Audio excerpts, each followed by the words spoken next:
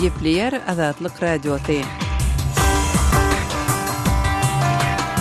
Akşamınız hayırlı bolsun hormatly radio dinleyijiler. Şuun 2016-njy ýylyň 8-nji ýuly hepdäniň annawyny. Habarlar gündeligimizi Pragadaky studiýadan men Gözel Hudaýberdiýew alyp barýaryn. Şuňky programmamyzda Türkmenistan regional ýolbaşçylarynyň arasyndaky kadrlar çalyşygyndaky nowat Liwap vilayatyna ýetdi. Prezident Berdimuhammedow Liwap vilayatyny etrap häkimleriniň üçüsini, etrap we şäher häkimleriniň orunbaşarlarynyň tekisini, işinde goýuran düýüklü kemçilikler üçin işlerinden boşatdy. Daşary ýurtlardan Türkmenistana Western Union ulga markaly pul uratmak mümkinçiliklerine täze çäklendirmeleriň girdilenligi aýdylýar. Mali teristleri uğradığının garyndaşlyk derejesini görkezýän güwanamany şeýle-de uğradyjynyň bu pullary nädip gazanandygy baradaky aýlyk kepilnamany görkezmäge borçly edildi. Aşgabatyň täze gurulan teýilgäkleriniň ýeni biri sökülüp gaýtadan bejerilýär. Şu günler Aşgabatyň Altyn asyr teýilgähinde rekonstruksiýa işleri geçirilýär. Şun biz bu we beýleki temalarda jekmejek durup geçeriz. Programmamyzyň esasy bölegine başlamazdan ozal täzelikler bilen tanyşyp boluň. Warşawada NATO-nyň sammitine jemlenen günbatar ýurtlarynyň liderleri Birleşik Agressiw Forsiýatyň Islam döwleti toparynyň ekstremistleriniň Britaniýanyň Ýewropa birleşigini terk etmek kararynyň şeýle-de millionlarça adamy Ýewropada gaçyp atalga gözlemäge mejbur eden konfliktleriň döredin kynçylyklary bilen iş salışmaly bolandygyny aýtdylar. 8-nji ýylda Financial Times gazetinde çap bolan maglumatda Birleşen Ştatlaryň prezidenti Barack Obamanyň 2 günlük sammitiň öňü tirasynda transatlantik birleşigi üçin sowuk urşy döwründen bäri iň möhüm pursat bolar diýip atlandyranlygyny belledi. Sammitde esasy üns Orsiýada gönükdirler. Günbatar Orsiýatyň 2014-nji ýylyň mart aýynda Krim ýarymadasyny Ukrainadan basyp almagyna we 9300-den gowrak adamyň ölümine sebäp bolan konflikti başdan geçirýän gündöwür Ukrainada separatistlere goldaw bermegini ýazgarýar. Siriýa boýunça gözegçilik topary ýurduň demirgazyk günbatarynda kime degişlidigi näbelli uçaryň Al-Qaida bilen bagly toparyň gözegçiligindäki şähere eden hüjümleriniň netijesinde azyndan 15 paragat ýaşaýjynyň wepat bolandygyny habar berdi. Siriýada adam hukuklaryna gözegçilik eden guramanyň maglumatyna görä Al-Nusra Frontu atly söwüşçi toparyň we oňa ýaran gozgalançy toparlaryň elindäki Darkush şäherine howadan edilen hüjüm zerarly ýene 40 adam yaralanypdyr. Guramanyň başlygy Rami Rahman adından 15 adam wepat boldy. Olaryň arasynda bir çaga we 6 ýanan öldü diýdi. 6-njy ýylda Siriýanyň hökümeti Ramazan aýyny soňlayan Eid al-Fitr bayramçylygynda ok ataşygyň bet edilmegine milli derejede gözegçilik ediljekdigini aýdypdy. Siriýada 2011-nji ýylda başlanan grajdan urşy zerarly adından 280 000 adam wepat boldy.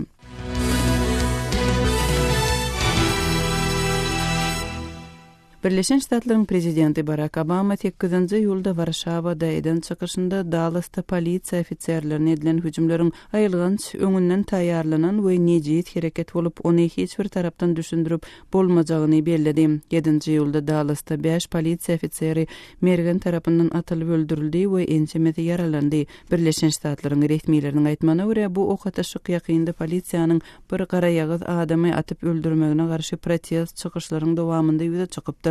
Polisiýa 7-nji ýylda polisiýa wekillerini oka tutmakda guman edilýän adamyň tutsak astyna alynanlygyny aýtdy. Belarus Türkmenistana sürücüsüz uçarlaryny iýerip başlady. Türkmen mediasyna görä 25 we 70 kilometr aralygy niýetlenen bu Silov M kysymly kiçi aparatlaryň toplumy Türkmenistana uğradylyp 290 kilometr aralygy niýetlenen bu revesnik sürücüsüz aparatlarynyň iýerilmegi barada gepleşikler geçirilýär. Türkmenistanyň sürücüsüz uçarlarynyň önümçiligini öz giňişliginde ýola goýmagy planlaşdyrýanlygy hem habar berildi. Belarusyň Gylymlar Akademiýasynda döredilip öndürilen sürücüsüz uçarlaryň serhetçileriň ot söndürüjüleriniň adatdan daşary ýagdaýlar boýunça ministrligiň we ekologlaryň işini ýeňilleşdirmek üçin zerurdygy resmi maglumatda bellendi. Türkmenistanyň Belarusdan sürücüsüz uçarlary satyn almak üçin geçirýän gepleşikleri barada 2014-nji ýylyň oktyabr aýynda prezident Gurbanguly Berdimuhammedowyň Minske taparynyň dowamında ma'lum edilipdi. Belarusdan Türkmenistana sürücüsüz uçarlaryň iýerilip başlanmagy Türkmenistanyň Owganistan bilen serhedindäki howpsuzlyk ýok ýagdaýynyň dartgynlylygy Serkediň Owan tarapynda Talibanyň we Islam döwleti toporunyň söwüşçileriniň aktivleşmegi barada berilýän habarlara gabat geldi.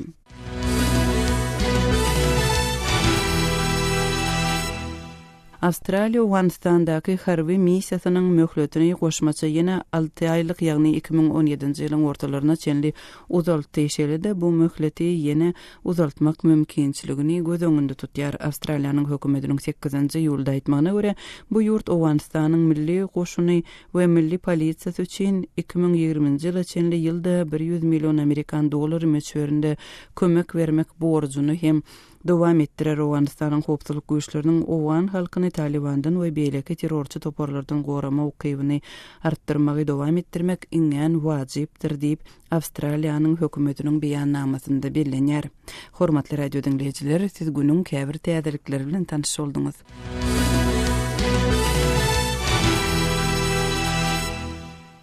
Gepliyer Azatlyk Radiosy habarlar gündeligimize başlaýarys. Liwap vilayatynyň 3 etrap häkimi we 8 etrabynyň häkimleriniň orunbasarlary wezipelerinden boşadyldy. Türkmenistanyň prezidentiniň vilayat eden saparynyň dowamında amal aşyran bu wezipe çalyşygy soňky 2 aýyň dowamında iýdigderli häsiýete eýe bolan çäräniň nowatdaky tapgyrydyr.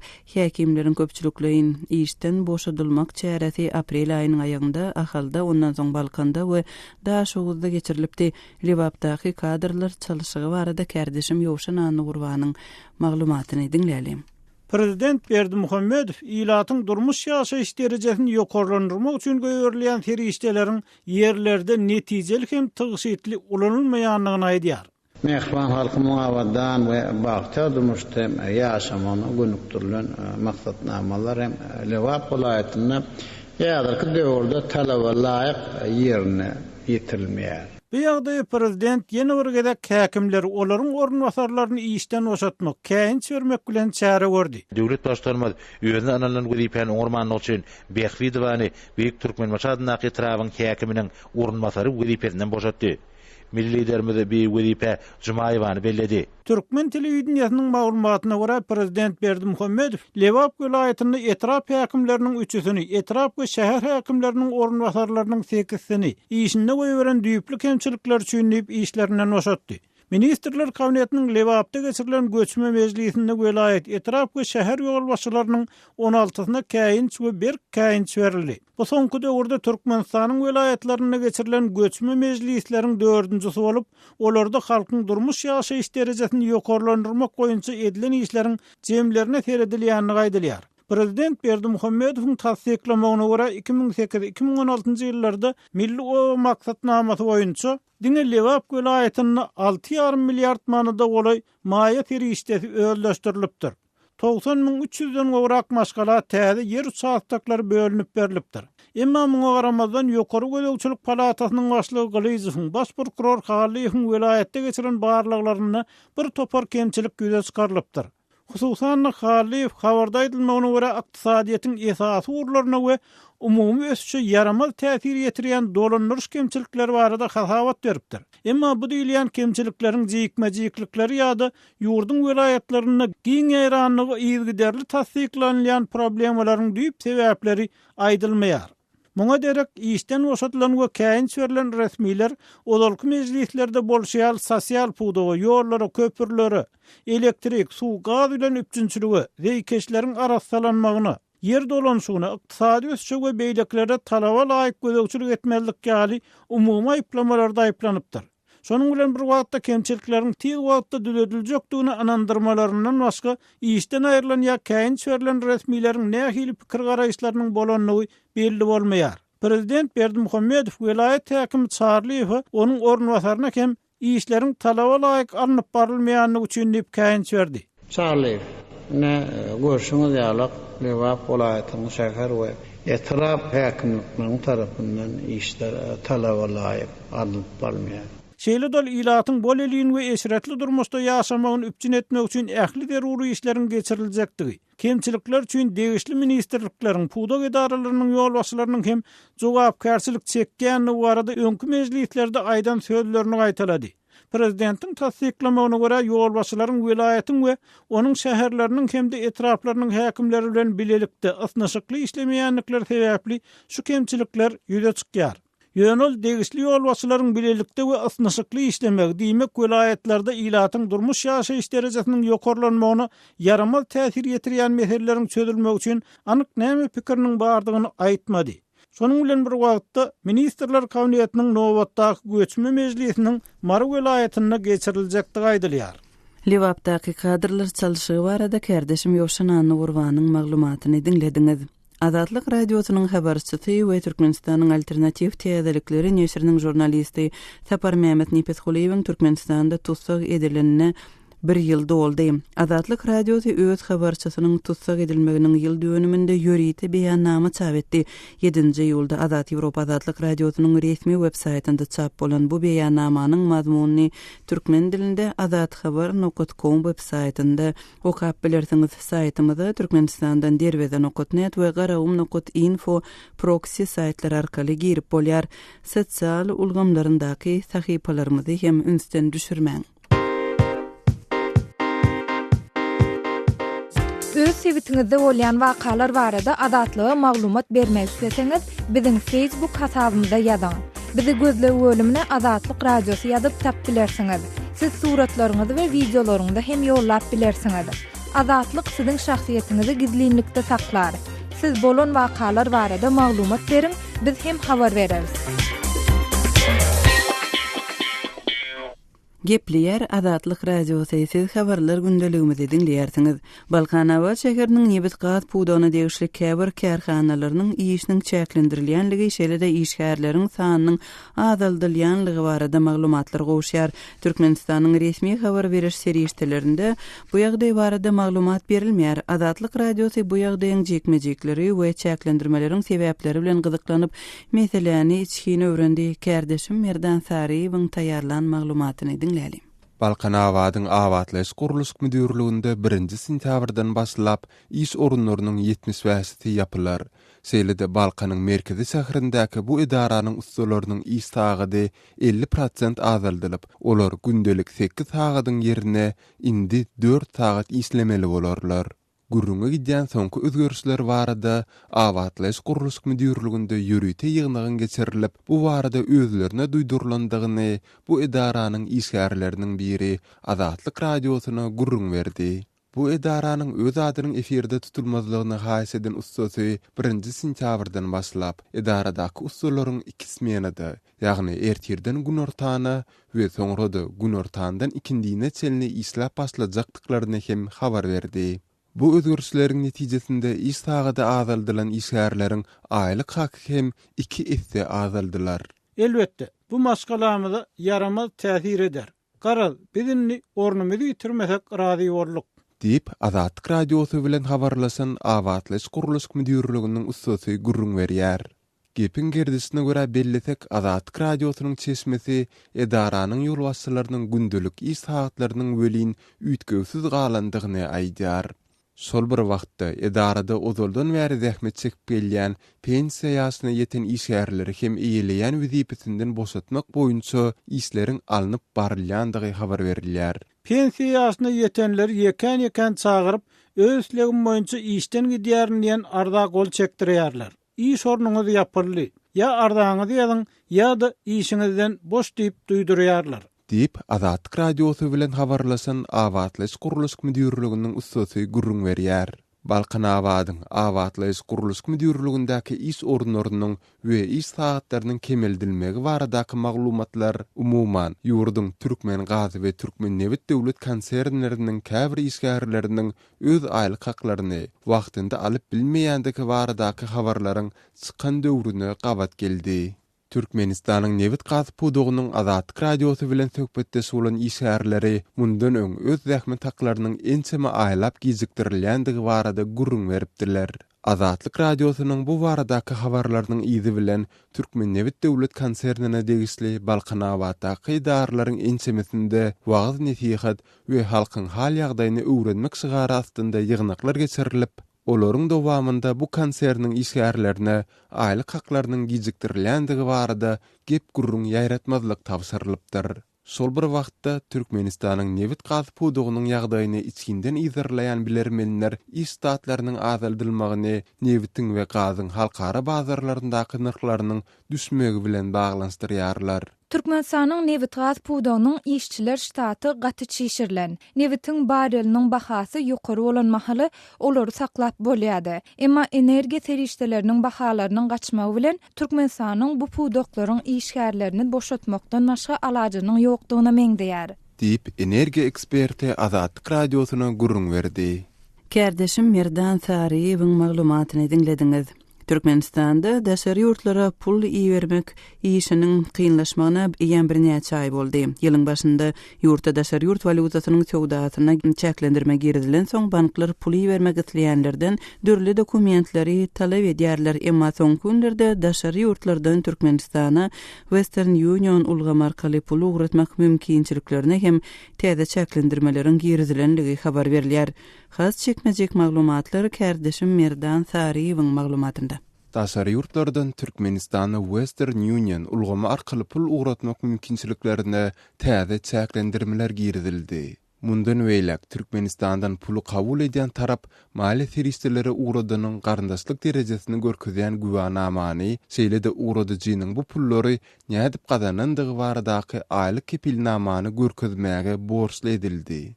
Öz adynyň efirde tutulmazlygyny soran Türkmenistanyň balk ulgamynyň ýokary derejeleri etmileriniň biri Azatlyk radiosyna beren maglumatynda bu täze düzgüniň şu ýylyň 26-njy iýunundan bäri güýje girendigini aýtdy. Inni ähli zat, mali serişdeleri nireden ýelýär, nire edýär, olary kim uradýar, kim alýarýaly transaksiýalar hasaba alınıp başlanýar. Diýip bank ulgamynyň işgäri Azatlyk radiosyna düşündirdi. Türkmenistan bank emeldarynyň beren maglumatyna görä, egerde ugradylan pul serişdesi aýlyk kepilnamasynda görkezilen jemden köp bolsa, onda ol alyja berilmeýär.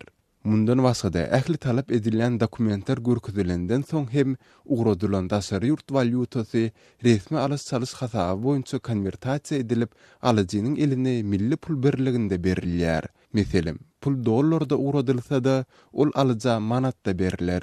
Daşary ýurtlardan Türkmenistana pul serişdelerini ugratmak boýunça girdilen soňky çäklendirmeleriň eýýäm yerli ýaşaýjylary yaramaz täsir ýetirip başlandygy baradaky maglumatlar hem gowuşup başlady. Soňky bir näçe günüň dowamında Azatlyk radiosy bilen habarlaşan daşary ýurtlarda işleýän Türkmenistanly migrantlaryň onarçysy bu dören ýagdaýlardan özleriniň nägiledigini bildirdiler. Men Türkmenistanyň enim atamy $500 uratdym. Olaryň ýaşy bir sene ýeten. Menden başga olaryň hiç kimi ýok. Inni uradyjynyň bu pullary gazananyň barada kepilnama gerek dip enem atama pulum bermeýärler. Meniň özüm guruluşykda işleýän bir kanun rehmet migranty bizde aýlyk kepilnamasyny hem işlesin. Diýip Russiýada işleýän bir Türkmenistanly işçi migrant beýrenýär. Sol bir wagtda bu girdilen täze çäklendirmeler barada Türkmenistanyň habar serişdelerinde yerli ilata hiç kili maglumat ýa-da düşündürüş berilmeýär. Yeri gelende bellesek bu Türkmenistana ýa-da ýurduň daşyna pul uratmak boýunça girdilen çäklendirmeleriň iň soňkusydyr. Mundan owal girdilen düzgünlere görä, daşary ýurda pul uratmakçy bolýan Türkmenistanlylardan iwerilen pulun nähili gazanylandygyna güwä geçýän aýlyk ýa pensiýa baradaky kepilnama, zähmet depderçesiniň, pasport we dogulus şahadatnamasynyň hem kopiýalary soralýar. Kime pul uradylýan bolsa, onun hem pasport we dogulus şahadatnamasynyň kopiýalary talap edilýär. Egerde pul daşary ýurtdaky taliba iwerilen bolsa, onda onuň okuyan ýerinden hem ýürüýte kepilnama soralýar. Galy bersede pul ugratmak we kabul etmek boýunça girdilen çäklendirmeler Türkmenistanyň valuta alys-salys nokatlarynda ilata daşary ýurt valutalarynyň, ýagny Amerikan dollarynyň we euronyň satylmagy bet edilen wagtyna gawat geldi. Kärdeşim Merdan Sariýewiň maglumatyny dinlediňiz, hormatly radio dinleýijiler. Azatlyk radiosynyň efir tolkunlarynda gozgalýan meseleler barada maglumat, pikir paýlaşmak isleseňiz, azathabar.com websaýtymyzda şeýle-de Azatlyk radiosynyň Facebook, Wkontakte sosial ulgamlaryndaky sahypalaryna siýahat ediň we tesvir ýazyň.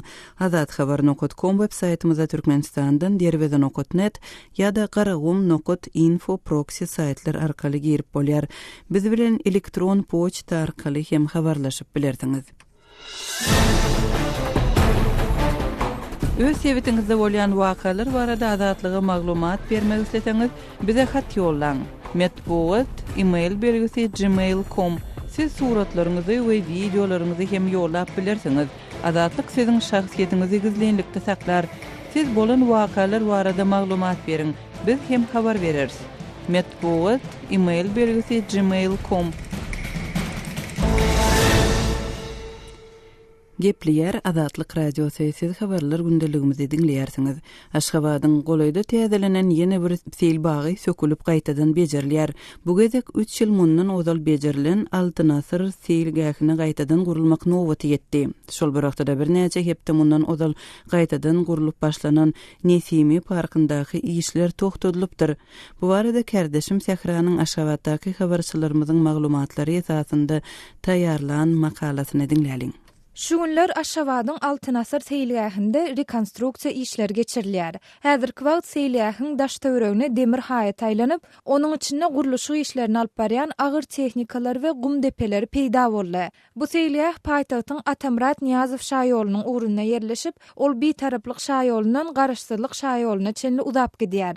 Seýilgähiň günorta tarapynda bolsa Türkmenmaşynyň ertekler dünýäsi ýerleşýär. Azatlyk radiosynyň habarçylarynyň berýän maglumatyna görä, bu seýilgähiň daşyna haýat aýlanandygy sebäpli häzirki wagtda onuň içine girip bolmaýar. Ýöne awtobus ýaly beýik uluglaryň içinden sinedeninde seýilgähde ozalan bar bolan gülleriň we agaçlaryň ençemesiniň çapylandygyny görse bolýar. Şeýlede seýilgähdäki basgançaklaryň we arkanyň daşyna örtülen mermer daşlar sökülip, onwaş çemesi suw çuwdurum hem ýumrully. Häzirki wagtda agyr guruluşyk maşinalary sökülen şol suw çuwdurumlarynyň ýerine sürüp, ol ýerde guruluşy işlerini alyp barýarlar. Gepin gerdişine görä ýatlatsak, Altınasır seýilgähi paýtagtda Türkmenmaşynyň ertekler dünýäsi açylanda, ýagny 2006-njy ýylda gurulypdy. Şondan soň seýilgähde bir näçe gedek awatlaýyş işleri geçirildi. Olaryň iň soňkysy mundan 3 ýyl ozal bolupdy. Şonda seýilgähde rekonstruksiýa işleri giňgerimde alınıp barlyp, onu täze agaç nahallary oturdurly, ışıklandyryş çyralarynyň oturguşlaryň ençemesi täzelenni, suw çuwdurumlaryna serenjam berildi. Guruluşyna millionlarça dollar çykdyjy edilen we onu sökmek üçin hem 10 miňlep dollar sarp edilendigi çaklanýan bu seýilgähiň häzir näme üçin sökülüp gaýtadan gurulýandygy we onuň näme kemçiliginiň bardygy hakda resmi taýdan halka hiç ýyly maglumat berilenok. Hatta häzirki wagtda bu obyektde nähil işleriň alınıp barylýandygy, guruluşyň kim tarapyndan amala aşyrylýandygy, onuň guturjak wagty barada maglumat ýazylan plakatlar hem ýerleşdirilmändir. Soňky aýlarda Aşgabatda bir näçe ýyllykda awatlanan käbir seýilgähler sökülýär we olary goşmaça maliýe serişdesi goý berilip, gaýtadan oňurulýar. Şeýle gaýtadan awatlaýyş işleriniň ýene biri Nesiminiň ýadygarlygy ýerleşen seýilgähde geçirilip, onu agaçlaryň ählisi bolmasa-da, onlarça çapylly suw çuwdurumy we ışyklandyryş çyralary sökülip aýryldy. Nesiminiň ýadygarlygy ýerleşen seýilgäh hem iň soňky gedek mundan 1,5 ýyl çemesi ozal oňurlypdy. Şonu seýilgähe täzeden serenjam berilip, onu täze ışyklandyryş çyralary oturguşlar goýulypdy. Emma soňky ýyl pawşan maglumatlara görä iýun aýynyň başynda başlanan rekonstruksiýa işleri häzir durdurulup, seýilgähde gymylly hereket gözeýilmeýär. Aşgabatly synçy Amanmurat Bugaýew seýilgähdäki guruluşyk işleriniň durdurulandygy sebäpli onaky bar bolan agaçlaryň hem suwarylmaýandygyny we olaryň gurap barýandygyny aýdýar. Onuň sözlerine görä paýtagtyň Parahat 2-1 we Parahat 2-2 etrapçylarynyň käbir ýaşaýjylary awatlaýyş işleriniň durdurulmagynyň we agaçlary ide edilmediliginiň sebäbi bilen gyzyklanyp, değişli jogapkär resmileri ýüz tutupdyrlar. Emma olara häkimetlerden bu barada anyk maglumat almak başartmandyr. Aşgabat şäheriniň Köpekdağ etrap häkimliginiň değişli jogapkär işgärleri şu mesele boýunça bize zaň etmän, Nesimiň ýadygarlygy oturdulan seýilgähde awadarlaşdyrmak işini geçirmek üçin Türk firmasy bilen şertnama baglaşyldy. Şol Türk firmasy awatlaýyş işlerini dol tamamlandan soňra onu Aşgabat şäher häkimligine, Köpekdağ etrap häkimligine tapşyrmaly. Şoňa çenli şo seýilgäh bilen biziň hiç işimiz ýok diýip jogap berýärler. Kardeşim Sehranyň Azatlyk radiosynyň Aşgabatdaky habarçylarynyň maglumatlaryna esaslanyp taýýarlan syniny dinlediňiz. Azatlyk radiosu bilen Telegram arkaly habarlaşyň. Munuň üçin şu nomerleri ulanyň. Goşmak belgisi 420 773 797 383, goşmak belgisi 420 724 168 983. Eger deslendik bir mesele ýa-da bolup geçen ýagdaý barada maglumat bermek isleseňiz, Telegram tilsimini indirin we biz bilen habarlaşyň. Telefon nomerlerimiz goşmak belgisi 420 773 797 383, yeni bir nomer goşmak belgisi 420 724 168 983. Azatlyk radiosu siziň şahsiýetiňiziň gizlilikde saklanjagyna kepil geçer. Hormatly radio dinleýijiler, siz bildirişimizi dinlediňiz. Habarlar gündeligimizi dowam etdirýäris. Demirgazyk Owganystanyň Serpul welaýatynda söwüşçüleriň ýylata görkezýän zorluklarynyň güýçlenmegi barada maglumatlar gowşar. Owgan resmiýetleriniň Azatlyk radiosyna aýtmagyna görä, bu welaýatda Taliban toporunyň we Islam döwleti atly toporunyň söwüşçülerinden başga da ýene iki söwüşçü topor ornaşypdyr. Regiondaky soňky ýagdaýlar barada Owganystandaky habarçymyz Şamirdan Gulay Muradynyň maglumatyndan dinleyelim. Demirgazyk Awganystanyň Serpul welaýatynda Talib we Islam döwleti atly topardan başga da iki terrorçy topar döräpdir. Zülfikar we Edaýdin atly topar halky gynamalara duçar edýär. Uşur zekat diýip ilden pul toplap alýar. Terroristlik hüjümleri amala aşyrýar diýip ýerli resmiler aýdýar. Serpul welaýatynyň welaýat keňeşiniň deputatlarynyň aýtmagyna görä, Zülfikar atly toparyň öňkü ýol başçysy Husayn Haşimi öldürilipdir. Bu topar Nureddiniň liderliginde ýene herekete başlapdyr. Yerli geňeşiň agzasy deputat Muhammed Ali Hekimiň Azatlyk radiosuna aýdyşyça, Zülfikar atly toparyň militallary welaýatyň 4 etrafynda yerleşipdir. Ya guruhi ki Zülfikar namda tawşur megire o bazı toparyň ýaraglylary ýollary kesýär, asuda ilaty zorlaýar, döwlet işgärlerini terror edýär, üý dolaşyp halkdan pul toplap alýar. Zülfikar atly toparyň iki komandiri öldürildi. Bu topar yeni öz täze ýol başçysyny belledi. Zülfikar topary şondan bäri halka gazapyldarýar, ilata azar berýär diýip deputat belledi. Serpul welaýatynyň bir muhim etrapy Talib söwüşçileriniň ýeçiliginde galýar. Welaýatyň bölek etraplarynyň hemmesinde jeňçiler hereket edýär. Islam döwleti atly toparyň militantlar hem Serpul welaýatynda toplanypdyr. Merkez Aziýaly jeňçileriň hem Serpulda harby bazasy bar diýip ýerli ýaşaýjylar aýdýar. Ýene täze ýaragly döwlet garşydaşlarynyň dörendigini Serpul welaýatynyň hakimi Muhammed Zahir wagtat hem tasdiqlady. Muhalifin musalliy baguşy ma hem resida weli neyrohay keş. Awgan güýçlerini bu toparlary ýok etmek boýunça buyruk berildi. Bir kanun yaraglı toparların hareketi kabul ederlik däldir. Olara karşı çare görüler diýip hakim aýtdy. Serpul welaýatynda Puштун, Özbek, Täjik we Hazaralar ýaşar. Zülfikar atly toparyň militallarynyň şeýgalardan awaratdygy habar berilýär. Serpul welaýatynyň polisiýasynyň başlygy general Abdulqayyum Baqizowyň aýdyşyna garanda jenaýatçylar her atda halky gynamalara duçar edýär. Terrorçy toparlar hökümetiň hem halkyň düşmanydyr. Bu toparlar daşardan himayet edilýär. Kim bolsa şol bolsun. Awgan güýçleri terrorçylary ýok etmäge kararlydyr. Zülfikar atly toparyň iki ýaragylsy helak boldy. Jeňçilere garşy görüşimiz dowam eder diýip general nygtady. Demirgazyk Awganystanda awgan güýçleri bilen bir hatarda Erbeki atly yerli ýaragly toparlar hem bar. Olaram halka azar berýär diýip yerli ilat aýdýar. Yarım resmi yaragıl toparlaryň köpsine vice-prezident general dostum arka durýar. Balyk welaýatynyň hakiminiň wezipesini ýerine ýetirji Ata Muhammed Nur hem özüne tarapdar erbekileri ok yarag we harby enjam bilen öpjün edýär. Soňky günlerde Demirgazyk Awganystanda Rabbanynyň Jemgyýeti Islamy partiýasy bilen vice-prezident general dostumyň Jümmiş Islamy toparynyň arasynda oňuşmazlyk ýüze çykdy. Bu iki toparyň hem Demirgazyk Awganystanda öz tarapdarlaryna ýarag paýlaýandygy öňe sürilýär. Hazaralaryň syýasy partiýalary hem öz halkyny ýaraglandyryp başlapdyr. Demirgazyk Awganystanda ýagdaý gitdigiçe çylşyrymlaşýar diýip bilermenler aýdýar. Şaýmerdan Gulay Murady, Kabuldan Azatlyk radiosu.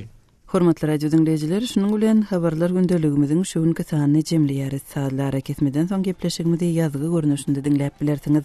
Azatlyk radiosynyň efir tolkunlarynda galyň.